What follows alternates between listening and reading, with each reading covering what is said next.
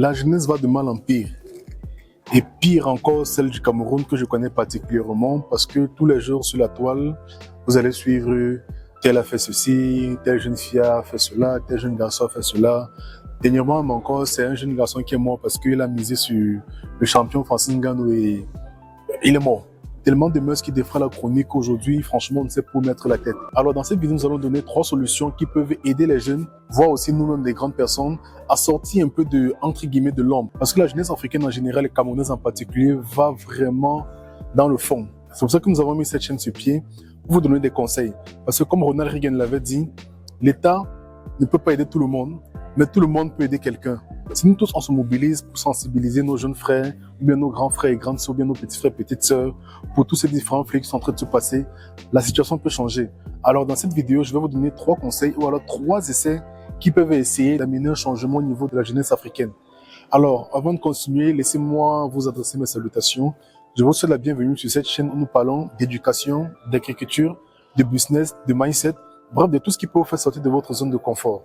Si c'est les thématiques qui vous intéressent, alors vous pouvez faire 2 choses. La première, c'est de vous abonner à la chaîne. La seconde, c'est d'activer la cloche de notification afin d'être au courant de toutes les vidéos que nous avons publiées sur la chaîne. Alors, 3 solutions pour sortir la jeunesse africaine de l'ombre, juste après le générique.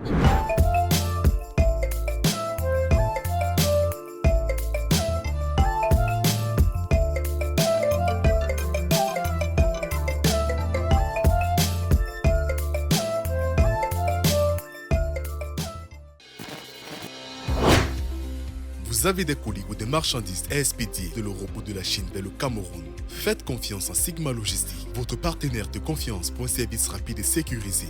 Sigma Logistique se distingue par son engagement envers l'excellence et son expertise en matière de transport de colis et de marchandises. Avec une équipe professionnelle dévouée, nous veillons à ce que vos envois arrivent à destination en temps voulu et en parfait état. Notre approche personnalisée nous permet de comprendre vos besoins spécifiques et vous offrir des solutions sur mesure. Nous prenons en charge chaque étape, du stockage à la livraison, en passant par le groupage, le transport et les procédures douanières, dans le but de vous permettre de vous concentrer sur vos activités principales. Vous recherchez un partenaire logistique qui comprend vos besoins et offre des solutions de transport de colis et de marchandises sans faille. Contactez dès aujourd'hui Sigma Logistique et découvrez comment nous pouvons vous aider à expédier vos colis en toute tranquillité. La première solution, c'est mettre l'accent sur l'éducation. L'éducation en Afrique en général et au Cameroun en particulier est basée sur tout ce qui est à l'extérieur. Cours d'histoire, on a fait Napoléon le Grand, Louis XIV, tous ces grands noms français, tous ces grands noms allemands, on les a étudiés. J'ai demandé récemment à une petite sœur si elle connaissait qui était Nobel. Elle ne connaissait pas. Si elle connaissait Félix Mounier, elle ne connaissait pas. Si elle connaissait qui était Thomas Sankara, elle ne connaissait pas. Au fait, ce sont des gens que si on parle d'eux, les jeunes pouvaient prendre conscience. Nous, à un certain niveau, on a pris conscience parce qu'on écoutait, ou on a lu un peu sur Thomas Sankara, on a lu un peu sur Nobel, on a vu leur détermination, comment les gars étaient prêts à se sacrifier pour leur pays. L'éducation devait être axée sur le fait que on devait dire aux jeunes Camerounais, ou bien aux jeunes Ivoiriens, ou bien aux jeunes Congolais, ou bien aux jeunes Centrafricains, ou aux jeunes Burkinabés, aux jeunes Togolais, que c'est d'abord ton pays avant les autres. Donc, c'est d'abord ton pays. Comme les États-Unis disent souvent, que Dieu bénisse les États-Unis d'Amérique. C'est d'abord eux, les autres, on s'en fout. Mais il faudrait que l'éducation soit axée sur ça. D'abord ton pays et puis les autres. Prenons par exemple en Chine. Le 24 octobre 2023, ils ont voté une loi qui avait pour objectif de renforcer le patriotisme et de lutter contre les influx intellectuels externes. Le TikTok est contrôlé, le contenu YouTube qu'ils mettent sur Internet, toujours contrôlé.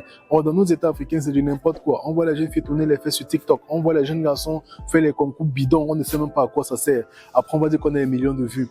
Or, en Chine, par exemple, ils sont 1,4 milliard d'habitants. Donc, leur but, c'est de faire 1,4 milliard de patriotes. Leur façon de dessiner la carte du monde, c'est la Chine qui est au milieu. Donc, eux, ils se voient comme le centre du monde. Qu'est-ce que nous, on attend nous-mêmes pour prendre l'exemple sur nous-mêmes? Pourquoi je peux pas rester là comme si je dis que, ok, vraiment, je suis peut-être ici en Côte d'Ivoire et dire que, mais, il y a un Gabonais là-bas, vraiment. Prends l'exemple sur les choses comme ça. Maintenant, tu entreprends l'exemple sur l'Occident. Ils ont tellement bien structuré les choses. Qu'est-ce que nous on attend pour structurer les chez nous? C'est l'une des premières choses qui peut apporter le changement, c'est-à-dire renforcer l'éducation et que vraiment l'éducation soit concentrée sur nos pays d'abord et les autres après. La deuxième chose qui peut changer l'Afrique, c'est le service militaire obligatoire pour tous. Après l'âge de 18 ans, bien après la majorité ou alors après le baccalauréat. Donc si après la majorité qui est 18 ans pour c'est dans certains pays ou après le baccalauréat, on oblige tous les jeunes à faire un service militaire, soit de 9 mois, soit d'1 an, dans n'importe quelle unité de l'armée.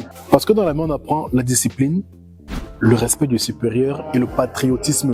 Vraiment l'élément le plus clé. De nos jours, vous allez voir comment, quand on est en train de lever les couleurs, quelqu'un va marcher tranquillement là.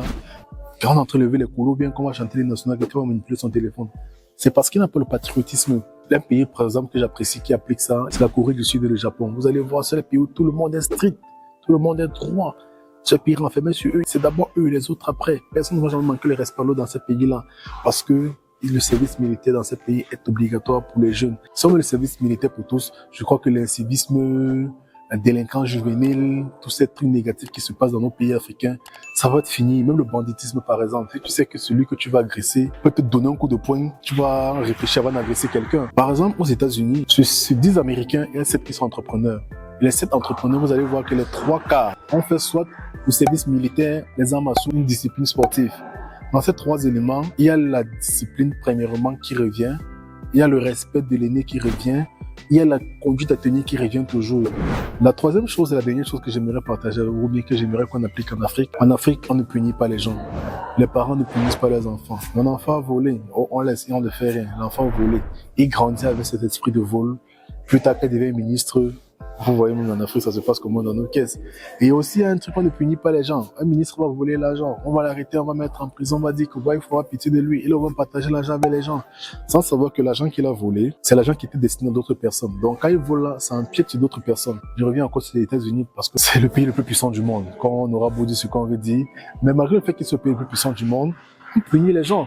Vous allez voir les grands hommes politiques vont être traînés devant la justice. Dernièrement, c'est Donald Trump qui était traîné devant la justice. Au Cameroun ou en Afrique, vous allez voir, non, c'est l'enfant de tel, non, c'est tel ministre, non, c'est ceci, cela. Plus on ne punit pas, plus on grandit avec, plus ça met nos États en péril. La raison pour laquelle on va toujours être en train de toucher le fond. On va toujours voler, on va toujours détourner, on ne va rien faire et on va se dire trop fort.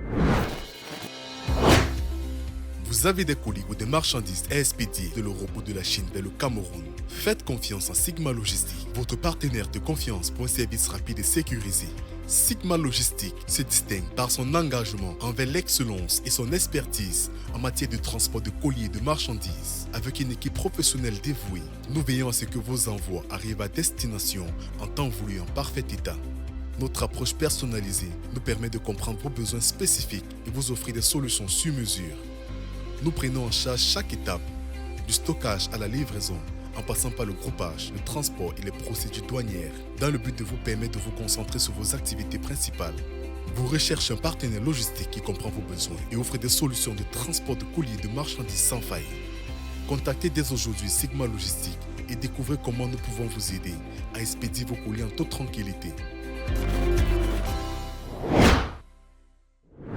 Alors, voici les 3 éléments que j'aimerais qu'on applique pour pouvoir changer l'Afrique. La liste est tellement exotique, mais pour aujourd'hui, je m'arrête sur ces 3 éléments. Je sais que vous qui nous regardez, vous avez d'autres éléments que vous pouvez apporter pour le changement de l'Afrique. On aimerait bien vous lire en commentaire. N'hésitez pas donc à partager la vidéo ou à laisser un pouce bleu. Et on se dit, demain commence aujourd'hui.